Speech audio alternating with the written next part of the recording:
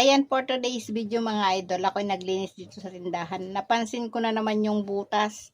Yung butas na dating, may alulod galing sa taas, may PVC. Ayan, may butas. Yan ay, maraming nanggagaling dyan na ipis. Kaya naisipan ko na, takpan ko na to.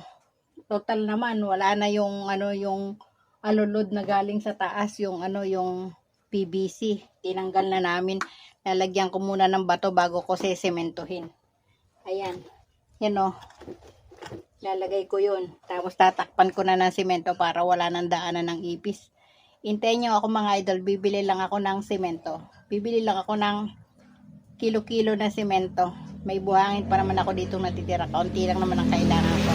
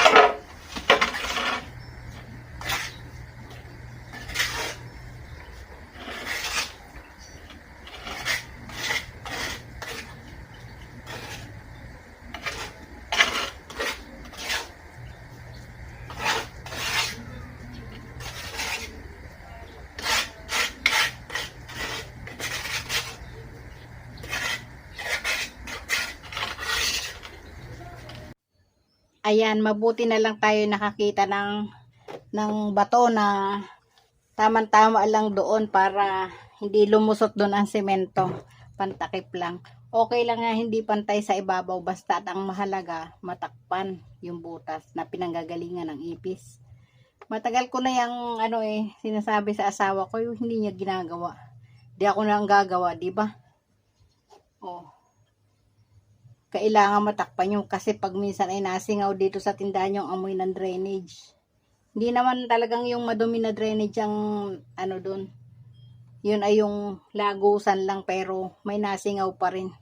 Simulan na natin mga idol. Iyan. Inilagay ko yung aking hinalong semento dito sa tiles na sobra. Tiles nito pinulot ko lang doon sa likuran. Di ba napakinabangan? Paghalo na ako sa labas. Yan. Tatakpan na natin.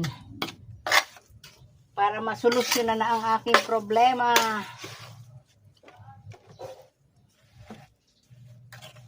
Dati kasi hindi ko tinatakpan to. Akala ko bawal.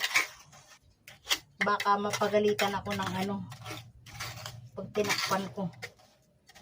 Sa bagay, sinimento ko na rin naman to. Ako rin ang nagsimento nitong palibot na ito. Okay lang na medyo mataas yun. Ang mahalaga yung matakpan. Sobra yung ating nahalong simento.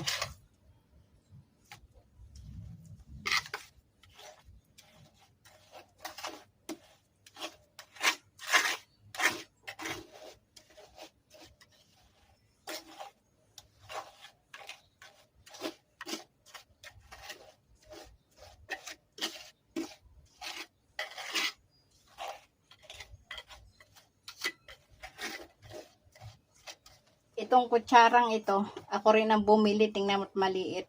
Para lang sa akin ako kasi mahilig talaga ako sa mga gawain dito sa bahay na kung ano-anong pinapanday. Kahit nasa pagsisimento-simento.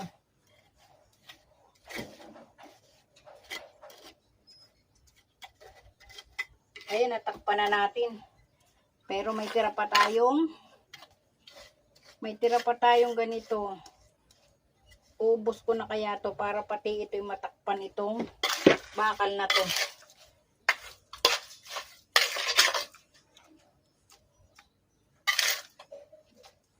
Okay lang na medyo tumaas.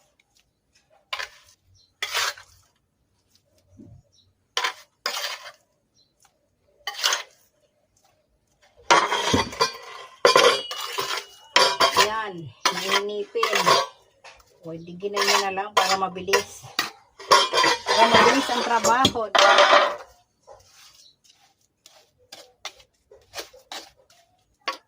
Kita nyo ba mga idol yung aking ginagawa yon?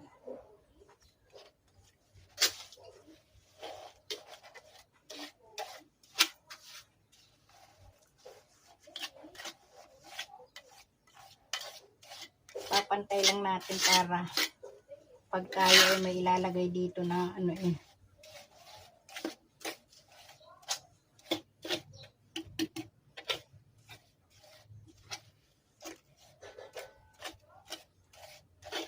wala nang dadaanan ang mga ipis.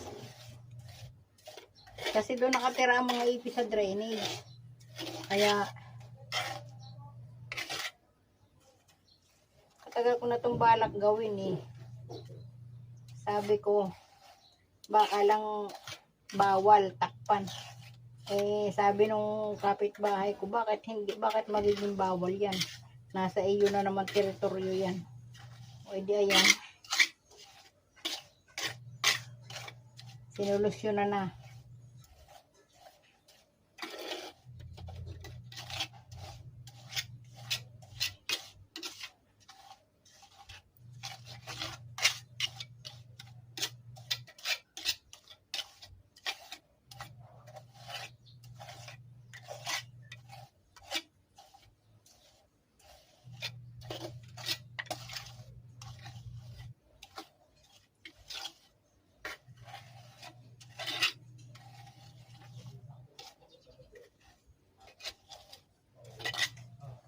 Ayan, tapos na mga idol. Oh. Natakpan ko na yung butas. Pwede ko na yung kiskisin para mapinturahan pag tumigas yung pag tumigas yung simento. Ayan, ganyan lang mga idol. Pagka hindi magawa ng asawa mo, gawin mo na. Kung kaya mo rin lamang, wag mo nang intayin. Wag mo nang intayin ng asawa mo kasi busy siya lagi sa paghahanap buhay. Kaya ko namang gawin. Ako na lang ang gumawa. Diba? Pwede ngayon, di ko na po problemahan yung ipis. Yung pinanggagalingan ng ipis, natakpan ko na. Di nabawasan ang isa kong problema.